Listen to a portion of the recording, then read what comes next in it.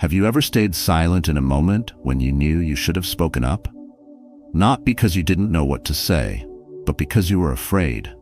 Afraid of how others might react, afraid of getting into trouble, and afraid of being judged. Then you turned your back and walked away. But that feeling didn't fade. It lingered within you, like a question that was never answered. What if I had dared to speak up at that moment? We often believe that silence is a way to preserve peace. But there are times when silence doesn't make things any more peaceful. It only allows what is wrong to continue and leaves what is right completely unprotected. The Stoics never taught us to speak often, but they did teach us to be courageous, and that there are truths which need to be spoken, even when they're uncomfortable. Because there are moments when, if you don't raise your voice, you don't just miss the chance to change something out there, you begin to lose a part of your true self from within. So if you've ever walked away knowing you left something unsaid, stay with me. What comes next isn't noise, it's purpose. And if it strikes something within you, subscribe and share your story below. You're not alone in this. Stoicism begins when silence ends. 1. When someone is being treated unfairly in front of you, you don't need to throw a punch to fight injustice. Sometimes all it takes is refusing to look away. Yet too often we do. We fold our hands, lower our gaze, and call it neutrality. But in truth, silence in the face of wrongdoing isn't noble. It's silent agreement.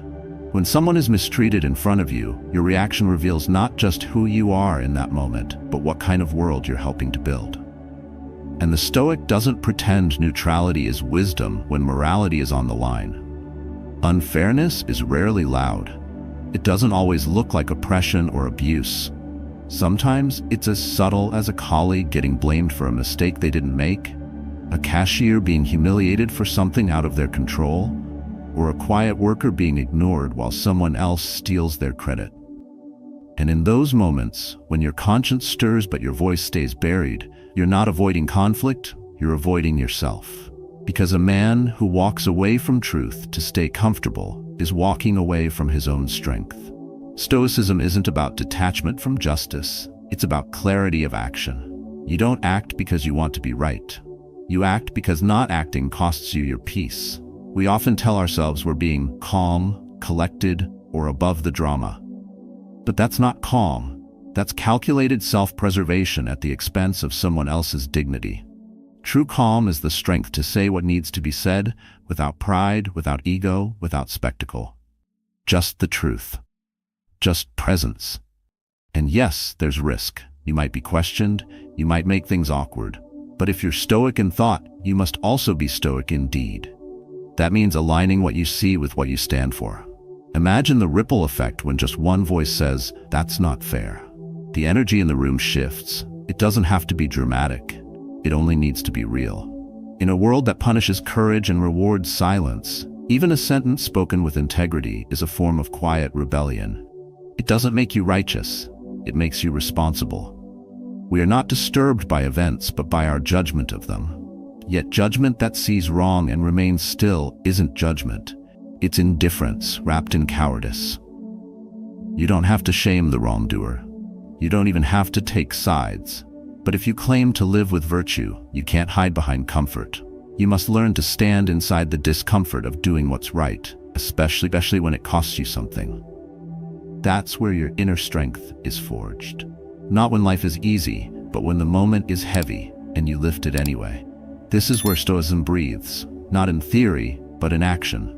Not in grand declarations, but in the small moments no one sees, when you choose principle over passivity. You're not being called to fix the world. You're being called not to betray it. Because the world isn't broken by evil alone. It's broken when good people decide the truth is too inconvenient to speak. If someone is being humiliated and all you do is stay silent, then don't call that self-control. Call it what it is, fear disguised as poise. But courage doesn't always shout. Often it speaks quietly, but at the exact moment, most people choose to be quiet. And the strength to say one true sentence in the face of unfairness is greater than hours of reflection that lead to nothing. Ask yourself this: do you want to be the person who remembers what they should have said? or the one who remembers they said it. Because in the quiet aftermath of these moments, only one of those brings peace. The Stoic doesn't speak for applause. He speaks because virtue demands it. And virtue isn't a thought, it's a practice, a choice made again and again, even when it would be easier to walk away. Even when the stakes seem small, especially then. If you're present when someone is being treated unfairly and you do nothing, you're teaching yourself that your comfort matters more than your character. But if you say just one thing, not to embarrass, not to argue, just to honor what's right, you change the meaning of the moment. And more than that, you reclaim a part of yourself that would have been lost in the silence. This isn't about being loud, it's about being true. Let others shrink from the truth. You stand with it, you live with it. Because when you refuse to stay silent in the face of what's wrong, you don't just protect someone else's dignity, you protect your own. And that, above all else, is the Stoic way. 2. When people make fun of your values or beliefs, mockery doesn't always sound cruel. Sometimes it hides behind laughter. It shows up in subtle digs, sarcastic remarks, or sideways glances. And when the target is your discipline, your restraint, your beliefs, what you've built slowly and silently within, you're not just being teased, you're being tested. The moment you laugh with them to fit in or stay quiet to keep the peace, you're not showing humility. You're surrendering authorship over who you are. A Stoic doesn't seek validation in the eyes of others. He lives aligned with reason, not approval. It's easy to hold your principles when no one is watching. But true character reveals itself when those principles are challenged, especially in casual, everyday moments. You're in a group of friends. They joke about something you find degrading. They tease you for being too serious, too quiet, too disciplined. You smile to keep things light, but later, something gnaws at you. It's not their words, it's your silence. Because the part of you that wanted to speak, the part that felt it wasn't right, was ignored. And every time you do that, you lose more than the moment. You lose trust in yourself. I've been there. I was invited to a gathering where everyone started joking about people who live too clean. No alcohol, no indulgence, early mornings, routines. I matched their smiles, deflected their jokes. I said nothing when my lifestyle became the punchline. But that night, I couldn't sleep. I wasn't angry at them. I was disappointed in myself. Not because I should have lectured anyone, but because I didn't even defend my own peace. I let their words shape the room, while mine stayed buried in my throat. That is not Stoic restraint. That is passive betrayal. Stoicism teaches us to live in accordance with nature, which means in accordance with reason and integrity.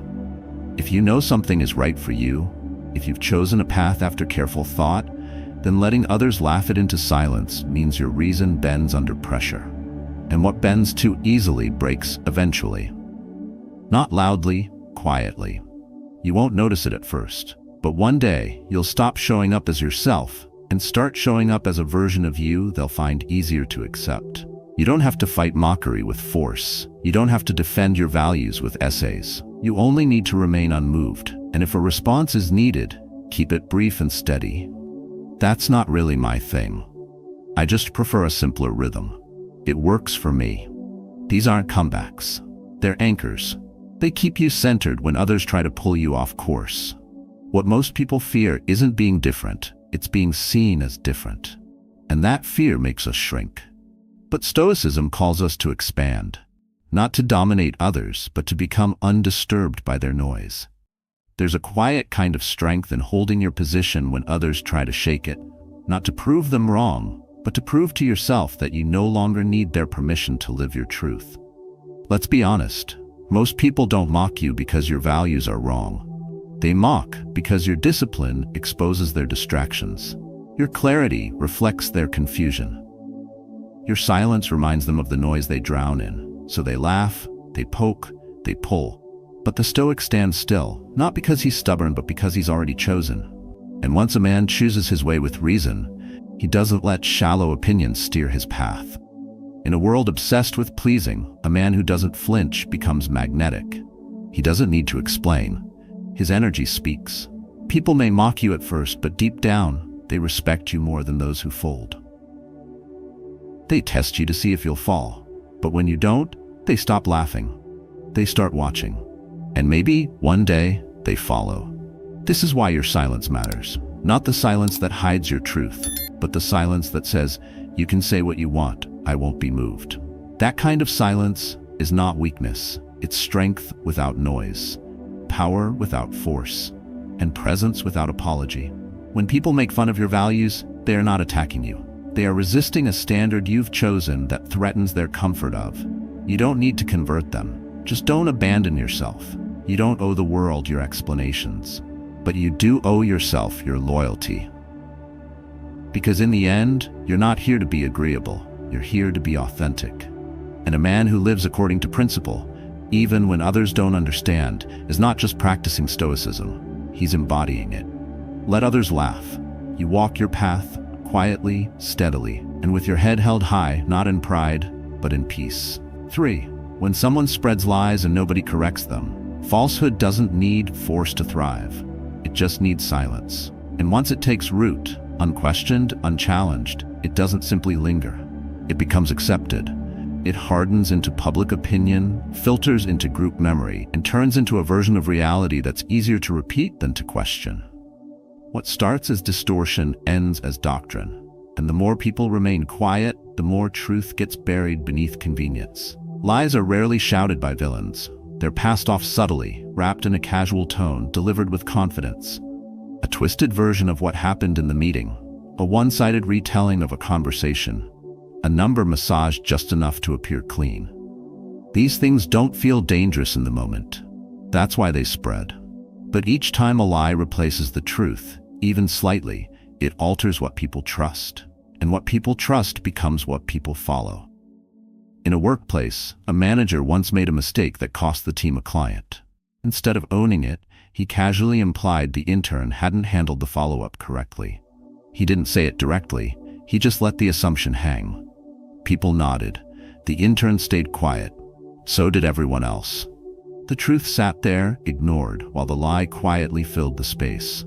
No one wanted to start trouble. But no one seemed to notice the damage was already done. Not just to that young intern's reputation, but to the integrity of the entire room. What's worse than a lie told is a lie allowed. Because it's not the speaker that gives it power, it's the audience that refuses to interrupt it. And while it may feel like you're preserving peace by not speaking, you're actually creating a fragile illusion, one that comes at the expense of someone else's dignity or your own. Stoicism doesn't demand we react emotionally to deception. It teaches us to see clearly, to act with precision, and to detach from the fear of disapproval. When someone spreads falsehoods, you don't need to shout, argue, or prove yourself right.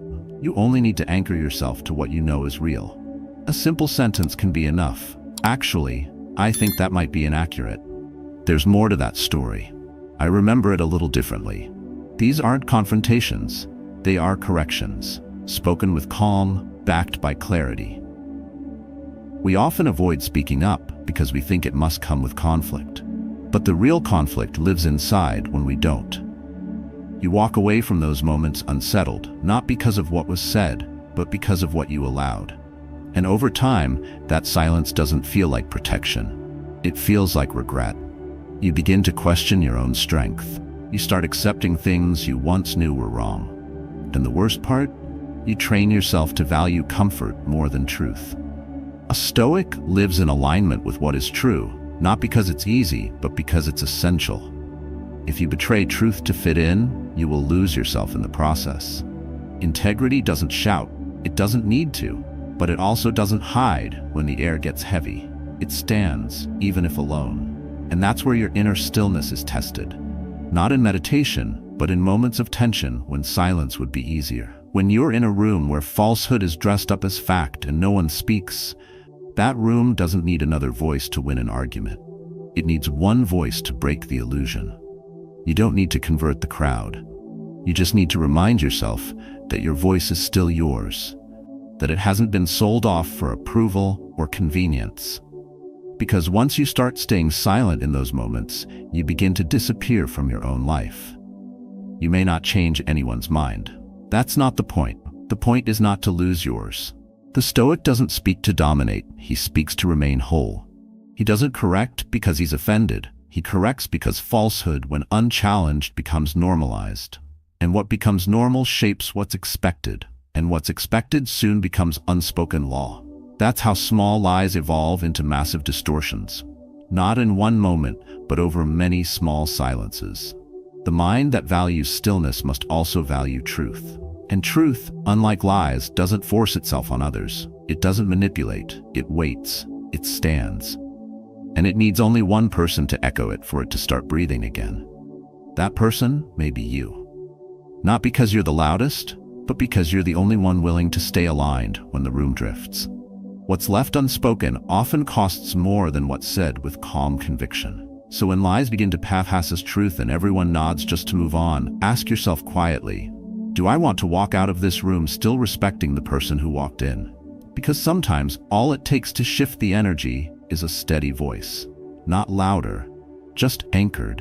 And in a world full of rehearsed deception, that voice, anchored in stillness, becomes the rarest form of power. 4. When someone you love is going down a dangerous path. When someone you love begins to drift, you feel it before you see it. The energy changes, their voice loses warmth, their eyes stop meeting yours. At first it's subtle, missed calls, sudden mood shifts, long nights unspoken for. But soon it's harder to ignore. The drinking becomes frequent, the relationships become volatile, the silence grows longer. And in those moments, silence isn't compassion. It's fear pretending to be respect. You don't want to upset them. You don't want to be pushed away. So you say nothing, hoping they'll find their way back on their own. But the truth is, most people don't spiral because no one cares. They spiral because the people who care are too afraid to speak. You cannot control another person's choices, no matter how much you love them. But love isn't about control, it's about presence. And presence isn't measured in how close you sit to someone. It's measured in how willing you are to see their pain, name it, and still stand beside them. Stoicism doesn't ask us to fix people. It asks us to act from reason, not emotion, from love, not fear. You can be detached from outcomes and still be deeply connected to someone suffering. The Stoic does not harden his heart. He opens it without losing himself inside it. Imagine your younger brother starts staying out late, sleeping during the day, and avoiding the family. You notice the change. You feel the distance. You hear the denial in his voice. I'm fine, I just need space. You want to believe him, but the gut knows. You're not being nosy, you're being responsible. Not responsible for his life, but for your own integrity in how you show up for it. So you speak, not to accuse, not to shame, but to express the quiet truth. You haven't seemed like yourself lately. I'm here whenever you're ready. That sentence, spoken without judgment, might be the lifeline they didn't know they needed. And if it isn't, you still did what a Stoic does. You acted with intention, not impulse. There's this illusion that silence preserves the relationship. But what it really preserves is distance. You may avoid the argument, the pushback, the discomfort. But what grows in that silence is regret, the kind that lingers long after the person has fallen too far to hear you. Speaking up might cause tension, but not speaking may cause loss. And that loss will sit in your chest longer than any uncomfortable moment ever will. When someone is walking into darkness, your voice can be the reminder that they're still seen. Not fixed, not analyzed, just seen. Stoicism teaches that our role isn't to rescue, it's to remain stable while others shake, to offer a calm presence when the world becomes chaotic, to extend a hand, not a command. That's real emotional courage. Not dramatic interventions, but steady truth spoken from love, not ego. And still you might not be heard. They might lash out, they might say you're overreacting, but silence doesn't make that less likely. It just delays it. And when the breakdown finally comes, what will you say? That you saw it coming but chose not to speak? That you didn't want to upset them? That you waited for a better time that never arrived? If your words could open one door, one thought, one pause in their path, wouldn't that be worth the risk? There are quiet forms of collapse: apathy, bitterness, and resentment. A partner who no longer dreams, a parent who only speaks in regret, a friend who shuts down piece by piece. These aren't loud cries for help, they're slow fades, and in those moments, your silence becomes a mirror of the world they already feel invisible in. To say nothing is to confirm what their inner voice already fears. No one notices, no one cares. So speak, gently, steadily, without an agenda. Say, I miss the way you used to light up. Say, I know things feel heavy, I see you trying. Say anything that reminds them they're not walking alone. This isn't about being right, it's about not disappearing. Your voice, when anchored in reason and love, becomes a light, not to blind, but to guide. You might not pull them out of the storm, but you can be the lighthouse they remember when they're ready to swim back. Don't let the fear of tension keep you silent. Don't wait for the moment to feel perfect. Life rarely gives us the timing we want. It gives us windows, small cracks where truth can enter. And when you see someone you love slipping through those cracks, don't waste time wondering if you should say something. You already know the answer. The discomfort of speaking fades. The cost of silence doesn't. Speak, not to rescue, but to remain human. Speak, not to change them, but to stay true to you. Because the Stoic path is not just about controlling yourself. It's about refusing to abandon those you love when they need your steadiness most. Even if your voice shakes, even if they don't hear it, what matters is that you spoke when it counted. And you'll carry that peace far longer than the silence you almost chose. 5. When you're afraid to speak the truth, but you know you should. There are moments when the truth burns inside you. Not as opinion, not as preference, but as something deeply known. You feel it in your chest, it tightens in your throat, and yet you don't say it. Not because you doubt the truth, but because fear steps in first. Fear of being misunderstood, fear of losing your place, fear of judgment, conflict, or rejection. And so you hold back thinking silence will protect you. But silence doesn't protect your peace. It only postpones your unrest. The mind convinces itself that the cost of truth is too high, that now isn't the time, that maybe someone else will speak, but you already know they won't. And the longer you wait, the heavier it gets. Not the situation, but the weight of your own silence. This is not about shouting. This is not about being the loudest. It's about refusing to abandon your conscience when it calls you to act. Stoicism doesn't ask you to fight every battle, but it demands that you remain whole within yourself. When you know what is right and you say nothing, you fragment your integrity. You begin to train yourself to betray what's true in exchange for what's safe. And that exchange always comes at a cost. The first time, it's small, just a missed word. Next, it's easier to stay quiet. Soon, silence becomes your default, not out of wisdom, but out of habit. Fear is clever. It doesn't scream, it whispers. It tells you that keeping quiet is mature, that timing matters, and that rocking the boat will only make things worse. But what if the boat is already sinking, and you're the only one holding a rope? Stoicism reminds us that courage isn't about having no fear. It's about not letting fear dictate your actions. And truth, when spoken with calm and clarity, is an act of courage, not because it wins arguments, but because it keeps you aligned. You don't need to be forceful. You need to be grounded. You don't need to change minds. You need to be faithful to yours. The truth doesn't always fix things in the moment. Sometimes it complicates them, but it protects something more important, your self-respect. The man who speaks with honesty, not hostility, may not be liked, but he will not be lost, and that's a trade worth making. There will always be reasons to wait. The conversation isn't right. The setting feels off. The person may not listen. But none of those excuses change the fact that your silence is becoming the loudest statement in the room. When you fail to speak the truth, you let others define what's real. You let narratives form that you know are false. And in doing so, you leave the truth alone, not just in the world, but within yourself. A Stoic doesn't rush to speak, but when he does, it's with purpose. Not to dominate, but to clarify. Not to impose, but to stand. Truth spoken without ego is not aggressive. It's steady. It's unmoved. It does not need applause. It simply refuses to disappear. You owe that to yourself. Because the man who looks back on his life and remembers the moments he stayed silent in fear is a man who will always wonder who he could have been if he had chosen courage. When you feel that inner pull, the quiet knowing that you're meant to say something, don't negotiate with fear. Don't wait until your confidence is perfect. Speak anyway, even if your voice is quiet, even if your hands shake, What matters most isn't the reaction of others, it's that you didn't let fear define your response. Every time you choose courage over comfort, you sharpen the blade of your character. And that blade is what cuts through the fog when life gets difficult. There are truths only you can speak, not because others don't see them, but because they haven't yet found the strength. And maybe your words won't change everything. Maybe they won't be heard, but maybe, just maybe, they'll be remembered. And that memory becomes a turning point, if not for them, then for you. So when you know the truth and fear tells you to wait, ask yourself, what kind of man do I want to be when this moment passes? Because it will pass, and what will remain is the choice you made. Speak, not for praise, not for attention, but because you owe it to the part of you that still believes your voice is meant for more than silence. You don't speak because it's easy, you speak because it's honest.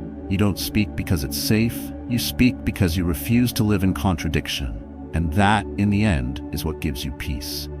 The kind of peace that no one can give you, and no one can take away. 6. When your silence protects the wrong people. There's a kind of silence that feels like safety, until you realize it's been protecting the wrong side. You see someone in power constantly shifting blame to others. You know the pattern. Every time something goes wrong, the target is someone who can't defend themselves. Everyone notices, no one speaks. You don't either.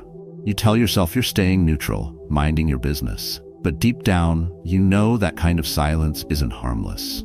It's permission. Some people rise in toxic systems not because they're competent, but because they've learned to weaponize the silence around them. They thrive on collective hesitation. The fewer people who speak up, the more control they gain. Their authority isn't earned, it's borrowed from the fear of others. And every time someone chooses not to interfere, they grow bolder. They don't need applause.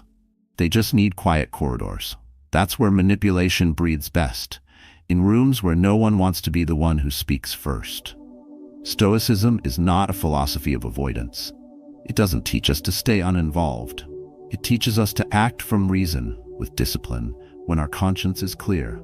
When we see wrongdoing and remain silent, not because we don't know what's happening, but because we fear what might follow, we are no longer innocent bystanders. We are part of the design that keeps the injustice alive. And that truth is uncomfortable, but essential. You don't have to confront the entire system. You don't need to be loud. But if you see behavior that corrodes integrity, whether it's dishonesty, exploitation, or subtle cruelty, and say nothing, then your silence will slowly corrode you too. Not instantly, but over time, you'll feel the disconnect between what you see and what you stand for, between who you are and who you act like. And that distance becomes exhausting. We often think it's wise to pick our battles, and in many cases that's true. But some battles pick you, not because you chose them, but because you were present when a line was crossed. And in those moments, neutrality is an illusion. You're either standing for something or stepping aside so someone else can continue unchecked. Stoicism reminds us, if it's not right, don't do it. But it also implies the inverse. If it's wrong, don't enable it, even passively, even silently. People don't always remember what you said, but they remember if you stood by and let harm happen, especially those on the receiving end. When they see that no one spoke up for them, they learn to expect less from people, less truth, less protection, less decency, and the world shrinks because of it. Your voice doesn't need to be dramatic. It can be measured, direct. I think we should double-check before pointing fingers. That doesn't seem fair. Let's not jump to conclusions. These are not accusations. They are boundaries. Spoke not to attack, but to preserve clarity in rooms where fear clouds it. This kind of speech doesn't fracture trust, it builds it. Because it reminds others that not everyone is afraid of doing what's right, even when it's inconvenient. We live in a culture that rewards image, that often punishes truth when it disrupts the status quo. And that's why so many stay quiet. They fear being isolated, targeted, and misunderstood. But when your silence shelters abuse, whether personal, professional, or systemic, you're not protecting yourself, you're participating, even if passively. And that's the kind of regret that doesn't go away easily. A Stoic doesn't act out of impulse, but he also doesn't wait until the moment is perfect. He speaks when the principle demands it, even if it shakes the room, even if it costs him something, not because he wants to be seen, but because he refuses to look away. The next time you witness someone being thrown under the bus for another person's mistake, ask yourself, if I don't say something now, what am I agreeing to? Because every silence is an agreement, either with your values or against them. And when enough good people choose comfort over courage, the wrong people write the rules. They stay in power, they redefine truth, they turn entire cultures toxic, one unchecked moment at a time. That's not their fault alone. That's the fault of the silence that let them go unchallenged. You don't need to be the hero, but you do need to be honest.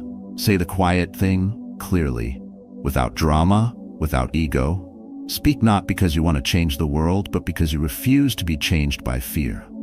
Let them misjudge you. Let them be uncomfortable, but don't let them think you didn't see, or worse, that you didn't care. Because once you start biting your tongue to protect the wrong people, it gets harder to speak at all. And soon, the person you protect most is not them, but the version of yourself that would rather be liked than respected. Don't trade clarity for comfort. Don't trade conscience for silence. When you protect what's wrong, you turn against what's right within you. And that's a weight even time can't shake off. Speak calmly, speak with precision, but speak, even if your voice is the only one in the room. Especially then. 7. When not speaking will leave you full of regret. There are things we carry not because they happened, but because we never said what we should have when they did. A simple sentence unsaid. A truth left waiting. A moment that came and went, and left a silence that's louder now than any words could have been. We tell ourselves we'll say it tomorrow, that there'll be a better time. But time is indifferent, and life doesn't wait for us to feel ready. It moves forward, with or without our voice. You knew what needed to be said. I'm sorry. I forgive you. I was wrong. I miss you. Thank you. I love you. These words don't require perfect timing, they require presence. And the cost of not saying them isn't visible at first. It shows up later, when the opportunity is gone, when the person is no longer there, or when the silence between you has grown too wide to cross. That's when regret sets in. Not because something bad happened, but because you chose stillness over sincerity. Regret is not about what others did, it's about what we didn't do. And the most haunting kind of regret is the kind that could have been prevented with one sentence, one phone call, one moment of courage. But we waited, out of pride, out of fear, out of habit. Stoicism reminds us that life is short, fragile, and never guaranteed. Memento mori, remember that you will die, not to depress you, but to sharpen your focus. So that the words that matter don't stay trapped behind excuses that feel rational in the moment, but hollow in hindsight. You don't need a grand gesture to repair something real. You just need to stop pretending that silence is neutral. It's not. When you withhold what matters, you're not avoiding harm, you're creating distance. Emotional distance that hardens over time. Stoicism isn't about suppressing your feelings, it's about using them wisely. And there's nothing wise about carrying words you were meant to release. We often think that speaking up will make things worse. That being vulnerable is a weakness, but vulnerability, guided by clarity, is strength in its purest form. You don't speak to control how others react.